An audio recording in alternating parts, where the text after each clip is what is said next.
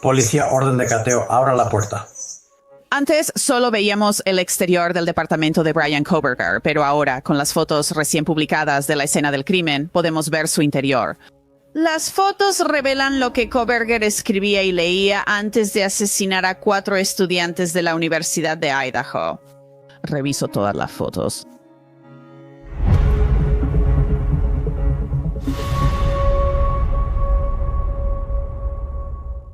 Bienvenidos a Crime Fix, yo soy Anjanette Levy.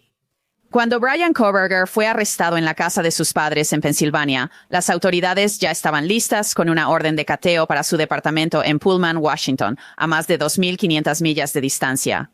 Ahora, estoy segura de que esperaban encontrar alguna evidencia forense que lo vinculara con los asesinatos de Maddie Mogen, Kaylee Goncalves, Shanna Kernodle y Ethan Chapin, pero no encontraron nada, ni una sola pizca. La policía de la Universidad Estatal de Washington ayudó a ejecutar la orden. En julio pasado hablé de esto con el jefe Gary Jenkins. Mira. El departamento estaba vacío. No parecía que alguien estuviera viviendo ahí activamente. Era casi al punto en que parecía que tal vez alguien no planeaba regresar. Así que no era el tipo típico de departamento ocupado. Interesante. Entonces, no había ropa colgada en el closet, o simplemente no había libros, o solo, había muebles. ¿Podrías describir un poco? Había algunos muebles. Muy poca ropa, ni siquiera una cortina de baño. No recuerdo si había libros ahí, pero había muy poco. Ahora, el jefe Jenkins tenía razón. Las fotos muestran que no había mucho en ese departamento. Esta es la sala de Kohberger. Hay un sofá de 2 plazas y una televisión, también hay un closet, y dentro de ese closet estaba bastante desordenado. Lo que había ahí era interesante, considerando lo que sabemos ahora. La sala está escasa. Hay un sofá de 2 plazas, televisión, centro de entretenimiento y mesa de centro pequeña. El sofá de 2 plazas estaba frente a la televisión con un closet al lado. Ahora, ¿con qué frecuencia Kohberger se sentaba a ver la televisión? Simplemente no lo sabemos. Dentro del closet había una aspiradora. Los peritos forenses la fotografiaron y la marcaron como evidencia, y en ese momento no sabían qué podría contener. Incluso fotografiaron el recipiente que recoge todo lo que la aspiradora barre. Al final no tenía nada de valor probatorio. Pero puedo decirte que la vecina de abajo de Kohberger me contó que él solía aspirar en medio de la noche, despertándola a ella y a sus pequeños hijos. Los estantes del closet estaban llenos de papeles, cajas y cosas, como si solo las hubieran arrojado sin orden. No parecía tener ningún orden en absoluto. En el otro lado del closet había un guante negro de nitrilo. Se le tomó una foto y había un par de estos. Recuerda, el asesino fue descrito como vestido de negro. También en el closet había un recibo de Walmart por una gorra Dickies y recibos de Marshalls en Moscú de agosto y septiembre. Los investigadores también fotografiaron un recibo de Target del 4 de julio en Moscú. Kohberger compró un Fire Stick. Kohberger también tuvo varias multas de estacionamiento que se hallaron en el departamento y fueron fotografiadas. Le conté a una profesora que hallé cómo evadir a los encargados de estacionamiento. Dentro del centro de entretenimiento de Kohberger había varios libros simplemente metidos ahí. Todos los temas parecen relacionarse con la criminología. Los investigadores acomodaron los libros para fotografiarlos.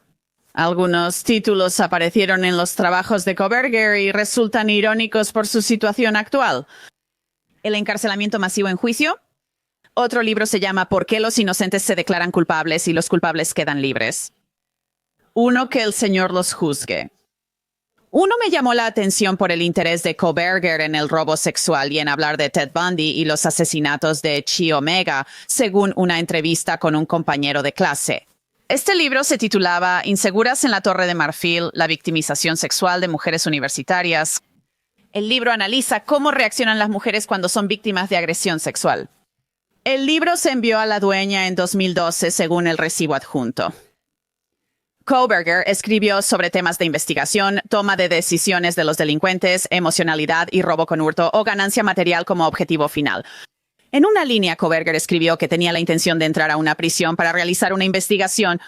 El tema será investigado a través de entrevistas semiestructuradas en persona en un entorno correccional. La profesora indicó que tendría mucho que decir al respecto. Ahora, la escritura de Kohberger es bastante formal y técnica. Una profesora le dijo que evitara el lenguaje florido. Revisó el trabajo de una profesora sobre la toma de decisiones miope de delincuentes sexuales en otra tarea. Las investigadoras también fotografiaron varios trabajos y exámenes que escribió Kohberger. La mayoría de sus calificaciones estaban en los 80s y 90s, pero en una tarea le dijeron que proporcionó muchos detalles del libro, pero que necesitaba enfocarse en responder únicamente la pregunta que se le hizo. Le comentaron que su escritura era difícil de entender y debía usar oraciones más cortas y directas. Redactó otro ensayo sobre la pena de muerte y la ética. ¿No te parece irónico? Compañeros de clase de Kohberger dijeron que era el único en apoyar la pena de muerte. El congelador y refrigerador de Kohberger tenían alimentos veganos como pizza congelada, tater tots, leche de almendra y queso vegano. El congelador parece, en algunas partes, como si la comida simplemente estuviera metida a la fuerza en la puerta. El dormitorio tenía la cama y el closet de Kohberger. Había varias camisas y un par de jeans en el closet, además de algo de ropa de cama y algunos ganchos. En el dormitorio, una computadora sobre el escritorio estaba rodeada de polvo, como si no se hubiera limpiado en mucho tiempo. Luego está el baño donde Kohberger se tomó esa selfie la mañana de los asesinatos. Ni se ve el espejo donde se tomó la selfie. La tina y los azulejos están muy limpios. No hay cortina de baño. Sus abogados luego dirían que la tiraba con frecuencia para evitar que creciera moho. Los investigadores desmontaron el desagüe de la tina, probablemente con la esperanza de encontrar algún ácido desoxirribonucleico, pero no encontraron ninguno que perteneciera a las víctimas. Otra vez, casi no hay objetos personales en el baño. De vuelta en la sala, los investigadores hallaron tarjetas dirigidas a Bryan Kohberger. Ambos tienen gran ego, eres Dino y un profesor, joda. Habla suavemente y lleva un gran garrote, a menos que puedas montar un dinosaurio. Entonces, haz eso mejor. Parece que es una cita de Teddy Roosevelt y era una tarjeta de cumpleaños. Por dentro estaba dirigida a Bryan, fechada el 21 de noviembre de 2022, su cumpleaños, un poco más de una semana después de los asesinatos. Eso y una tarjeta de su madre son realmente los únicos dos objetos personales en el departamento. Dice, un hijo se va de tu casa, pero nunca de tu corazón. Él encuentra su felicidad, que también es la tuya. Ahora sabemos que Bryan Kohberger era un gran problema en criminología en la Universidad Estatal de Washington. Tenía 13 quejas presentadas en su contra por estudiantes y profesores. Realmente querían deshacerse de él. Algunas de estas quejas eran por acoso sexual. El 2 de noviembre, eso fue en realidad 11 días antes de los homicidios. Se le dio un plan de mejora, le dijeron que se reuniera con su asesor cada semana y se suponía que debía mostrar el trabajo que estaba haciendo. Para hablar de las nuevas fotos del departamento de Bryan Kohberger, invito a Bobby Chacone. Él es un agente retirado del FBI y también abogado. Bobby, muchas gracias por acompañarnos. ¿Qué es lo primero que te llama la atención cuando ves estas fotos del departamento de Bryan Kohberger? Bueno, creo que lo espartano que era, lo poca personalidad que, si quieres, había algunas tal vez tarjetas de cumpleaños o tarjetas de felicitación, pero muy pocas. Nada en las paredes, lo cual, ya sabes, por un lado sé que, ya sabes, yo viví la vida universitaria en un dormitorio y él estaba en la vivienda para estudiantes de posgrado, que ya sabes, siempre es un poco, ya sabes, de menor nivel. Normalmente viene amueblado con muebles baratos y no hay mucho, ya sabes, en cuanto a estética. Pero muchas veces lo personalizas tú mismo, ya sabes, aunque sea con una plantita o algo así. Y esto no era nada, no había nada ahí. Ahora, claro, estas fotos se tomaron, ya sabes, él tuvo tiempo de limpiar un poco y deshacerse de cosas. Pero realmente me sorprendió lo vacío que estaba, como, ya sabes, no había nada personal, simplemente parecía no tener personalidad. Sabes, ahora conocemos el tipo de personalidad y esas cosas, y simplemente parecía encajar con esta persona que no tenía amigos, que no tenía mucha vida social. Simplemente no había nada ahí. Solo había libros que usaba para sus estudios, ya sabes, y tal vez una o dos tarjetas de felicitación, una de su mamá quizá. Pero eso es todo, era muy, muy escaso. Sí, muy escaso. O sea, ni una sola fotografía de nadie. Por la cercanía lo sabemos por hablar con expertos digitales reconocidos. Examinaron su teléfono. Su madre y su padre eran sus dos principales puntos de contacto en su vida. Él iniciaba el día hablando con ellos y les enviaba mensajes todo el día. Lo arropaban por las noches, solo por teléfono. Ni siquiera una foto de mamá y papá, ya sabes, en ningún lado, hermanos, nada. Nada personal en absoluto. Sabes, creo que sus abogados dirían, bueno, ya sabes, él tiene autismo de nivel 1, tal vez sea una función de eso. Yo diría que esta es una persona que vivía en su propio mundo, según lo que sabemos. Vivía una vida de fantasía en su propia mente, fantaseando sobre lo que iba a hacer, según lo que sabemos por sus búsquedas en Google sobre pornografía no consensuada, el vestirse como este personaje al estilo Ted Bundy, supongo, de este programa que veía en YouTube. Quiero decir, ¿no dirías que eso probablemente es un poco más preciso? Sí, la única fotografía que vi que parecía como que estaba habitada, si entiendes ese término, era su escritorio con su computadora y su cama justo al lado. No era una cama elegante, solo vivía frente a la computadora y luego dormía. Era como la única área de la casa que no voy a decir que se veía normal, pero sí parecía que alguien vivía ahí. El lugar parecía abandonado y sin señales de que alguien viviera ahí desde hace meses. Esto fue unas semanas después de su arresto, no sé las fechas exactas, pero parece que Fue el día que lo arrestaron. el día que lo arrestaron. Entonces, ¿qué? Un par de semanas después de que se fue a Pensilvania, tal vez menos. Sí, así que esa fue la cosa. Solo notabas que él pasaba tiempo en ese escritorio frente a la computadora y en la cama al lado. O sea, eso era lo único, ya sabes, podías ver que ahí es donde pasaba la mayor parte de su tiempo en ese lugar. Sí, y esa computadora, ya sabes, cuando la vi de cerca, al menos para mí, o sea, se ve bastante de alta gama. No lo sé, no soy experta en computadoras, pero parece que la computadora, el teléfono y la cama, creo que tienes razón. O sea, así es como él vivía su vida. Y lo que también me llamó la atención es todo esto de que él era vegano y ya sabes, su congelador y su refrigerador están llenos de leche de almendra, pizzas veganas, esto vegano, aquello vegano. También era un poco desordenado, ¿sabes? Mike, para alguien que supuestamente tiene trastorno obsesivo compulsivo.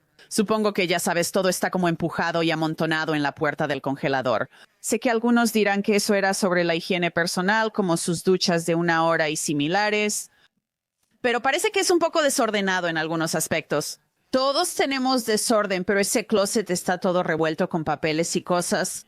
Y luego tienes, ya sabes, el congelador y cosas así. Simplemente me parece interesante.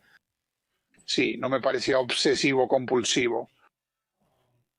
Sabes, podrías decir que él, que tal vez se fue deprisa.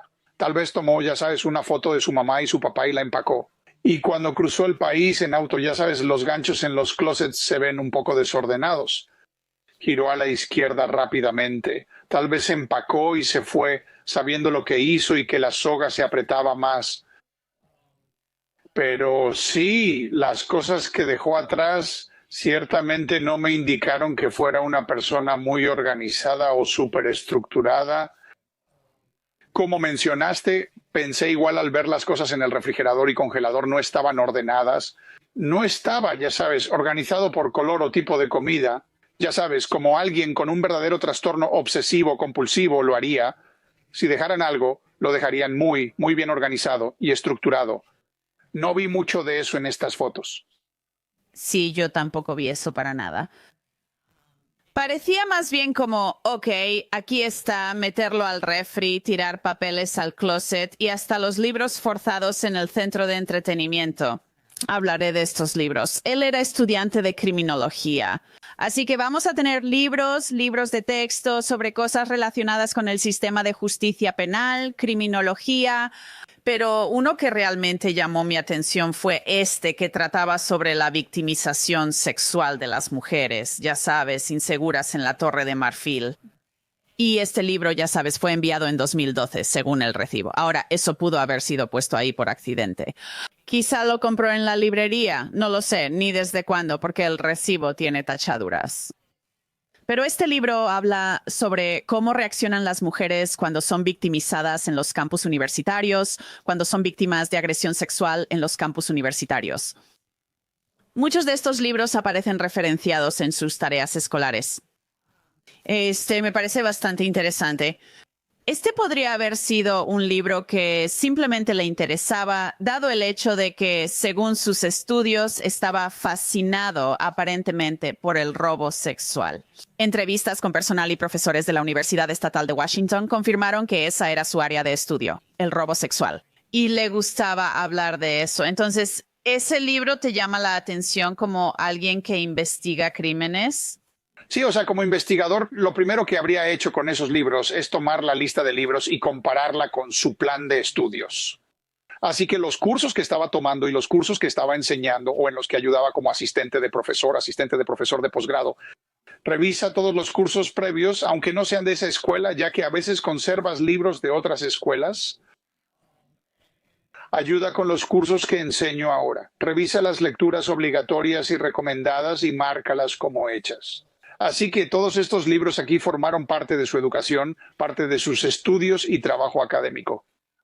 Además, puedes tener extras que no eran parte de las lecturas recomendadas u obligatorias. Eso sería lo primero que haría. También revisaría la lista de libros selectivos que él tenía, ya que no eran requeridos ni recomendados por esos cursos.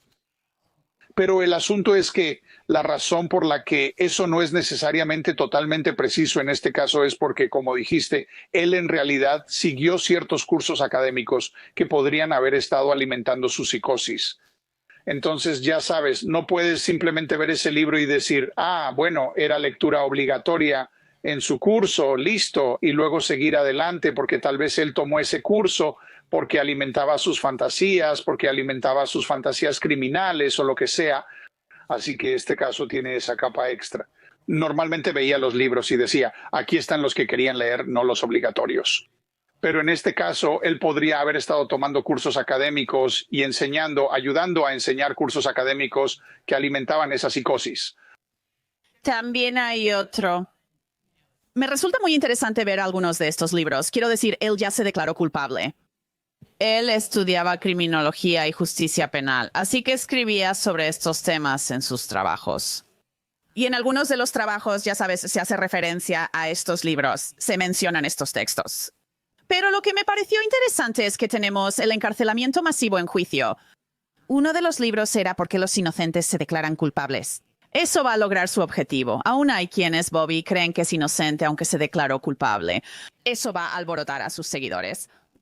Pero me parece interesante que esté leyendo estos libros y luego salga y cometa un homicidio cuádruple. Sí, creo que ahora, mirando hacia atrás, simplemente descarto a los pro-burgers, a las personas a las que te refieres. Creo que he escuchado que los he oído referirse a eso. Sí, los pro-ladrones, que es un nombre bastante apropiado. Pero creo que parte de sus estudios, ahora viéndolo en retrospectiva, alimentaban sus fantasías. Así era él, porque sabemos que muchas veces estos asesinos suelen disfrutar la caza de personas. Como que la preparación para el crimen real también los alimenta. Bueno, este tipo tuvo una preparación mucho más larga y extensa para este asesinato, ya que estuvo estudiando todas estas cosas. Probablemente encontraba placer al leer sobre mujeres que fueron víctimas sexuales durante robos, o incluso al hablar de eso con mujeres. Hemos visto muchas veces entrevistas de mujeres diciendo que se sintieron incómodas al hablar con ese tipo. Así que creo que él tenía eso dentro de sí. Y todo esto estaba alimentando, y no solo alimentando, sino llevando hasta, ya sabes, esa noche en el 1122 de King Road. También en esto tenemos su plan de mejora. El personal, los profesores se reunieron con él y le dijeron, mira, hay problemas contigo. Se le notificó que había problemas con él. Incluso sospechaba, según entrevistas con sus compañeros, que lo expulsarían del programa o perdería su puesto de asistente, lo que implicaba quedarse sin fondos y probablemente no poder seguir en la escuela. Y el 2 de noviembre, esto es 12 días antes de los homicidios, le dieron un plan de mejora donde tenía que reunirse con la supervisora, ya sabes, y en un horario de reunión establecido. O sea, todo esto es muy así, sí, esto es lo que se hace. Te reúnes con tu supervisora cuando te lo indica, registras tus horas y le entregas un informe. Establece metas semanales con la supervisora y discute si se cumplieron las metas de la semana anterior. todo esto. Así que lo pusieron en un plan de mejora. O sea, esto sucede apenas 11 días antes de los homicidios. Esto lo acelera. Sí, él definitivamente estaba involucionando, si quieres, creo, tanto en su enfoque como en su trabajo y tal vez porque estaba pensando en lo que iba a hacer. Y teníamos eso en el FBI, lo llamábamos revisión de archivos de 90 días. Así que cada 3 meses tu supervisor te llamaba, tu pila de casos estaba en el escritorio. Revisabas, pues, ¿qué hiciste en los últimos 90 días? ¿Qué harás en los próximos 90 días? ¿Y cuál es tu plan para estos casos? Y te orientaban, te daban ideas y cosas y revisaban lo que habías hecho.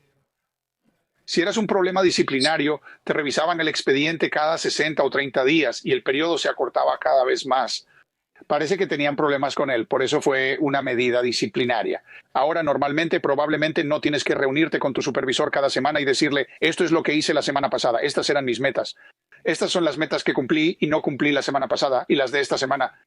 Sabes, creo que de alguna manera le estaban apretando las riendas académicamente y, ya sabes, desde una perspectiva laboral, porque no estaba cumpliendo con las tareas que se suponía debía hacer para la universidad. Esto para mí, cuando estaba leyendo las cosas que acabas de leer, me parecía una medida disciplinaria para mantenerte enfocado porque andas por todos lados. No estás cumpliendo con tu trabajo, te pagamos y persigues títulos académicos, pero no mantienes el ritmo. Ahora tendrás reuniones semanales para contar lo que hiciste y lo que harás la próxima semana. Para mí era como si la correa se apretara, la universidad no estaba contenta con él. Quien lo supervisaba y monitoreaba su trabajo no estaba satisfecho con él. Y así que parece que este tipo se estaba desmoronando. Él se desmoronaba y planeaban deshacerse de él. Estaban preocupados, lo mencionaron en entrevistas. Un miembro del personal dijo que estaban preocupados por una demanda civil, así que estaban preparándose para despedirlo. Y esta era una de las formas en que iban a hacerlo. Es triste cuántas señales de alerta había sobre este tipo. No digo que supieran que él cometería un homicidio cuádruple, pero sabían que era problemático y temían que fuera un posible depredador. Y es simplemente triste que temieran una demanda civil y no pudieran simplemente echarlo y sacarlo de ahí antes. Y él lo sabía. O sea, él sabía todo eso. Es como lo que acabas de leerme, ahora ya está advertido. Como si lo empujaran por la puerta y sintieran manos en la espalda. Y entonces eso es, ya sabes, probablemente esa es su preocupación. Como, ya sabes, hay ciertas personas, ya sabes, todos hemos tenido compañeros de trabajo que parecen estar descontentos en el trabajo o lo que sea. Pero luego hay estos casos donde escuchas a la gente decir, sí, él es el tipo de persona que yo sabía, ya sabes que no lo tomaría bien. Él, ya sabes, el término volverse loco por los tiroteos en instalaciones postales, la gente tenía que ser despedida o disciplinada o lo que sea. Y creo que por eso estaban preocupados. Creo que tenían una preocupación legítima de que este es un tipo que no iba a tomar bien ser disciplinado, que no iba a tomar nada bien que lo despidieran. Y tenían una preocupación real. Ahora, ¿por qué es eso? Porque hay indicios de que él no maneja bien ese tipo de cosas. Y eso es un problema. Eso es una señal de alerta que para mí va más allá de la relación laboral. Va hacia, no es esta persona tan inestable emocional o mentalmente que tenemos un problema. Y tengo amigos retirados del FBI que ahora se dedican a asesorar empresas sobre cómo despedir a un empleado sin este tipo de repercusiones. Y hay procesos y procedimientos que es muy recomendable seguir para que no tengas un incidente así. No tienes que preocuparte de que alguien regrese a la oficina con un arma y le dispare a sus compañeros de trabajo. Y por eso existen, estos son especialistas, y tengo amigos que son especialistas en este campo. Parecía que las alertas mencionadas debieron hacer que alguien en ese campo fuera consultado para decidir cómo manejar a esta persona si así lo creían. Y lo entiendo, nadie lo sabe de antemano, pero si tienes esa inclinación o incluso esa preocupación, ahora, ¿qué nivel de preocupación debes tener antes de consultar a un experto o traer a alguien del campo de relaciones laborales y empleo que diga, si este es un empleado problemático y estás pensando en despedirlo, entonces así es como deberías manejarlo? Y no sé si eso se hizo en este caso. Los académicos tienden a pensar que saben mucho sobre cosas que en realidad no conocen.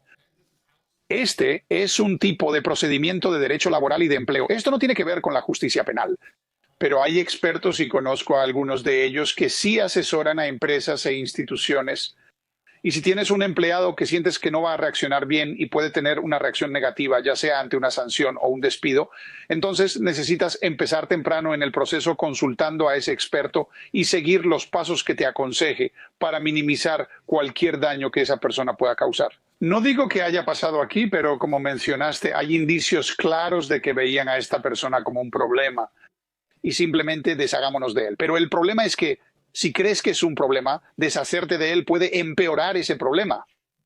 Exacto. Creo que esto aceleró su plan. Pudo haberlo hecho. Sabemos que su papá voló porque ya tenía los boletos. Quizá planeaba irse porque sabía que le caería el peso de la ley. Y puede que haya empacado muchas cosas y las tuviera, ya sabes, listas para irse cuando su papá llegara y se fueran de ahí lo más rápido posible. Y luego, como dijiste, pensó, oh, ya sabes, de todos modos no voy a volver aquí. Así que puedo hacer este acto atroz e irme y no estar aquí cuando lleguen las repercusiones. ¿Esa también es una posibilidad? Muchísimo. Bobby Chacón, muchísimas gracias como siempre por tu tiempo. Te lo agradezco. Genial, gracias por invitarme. Los investigadores registraron la oficina de Brian Kohberger en la Universidad Estatal de Washington. Estaba casi vacía y la compartía con otros estudiantes. No se cree que se haya encontrado nada de valor probatorio ahí. Eso es todo por este episodio de Ley y Crimen. Soy Anjanette Levy. Gracias por acompañarme. Nos vemos la próxima vez.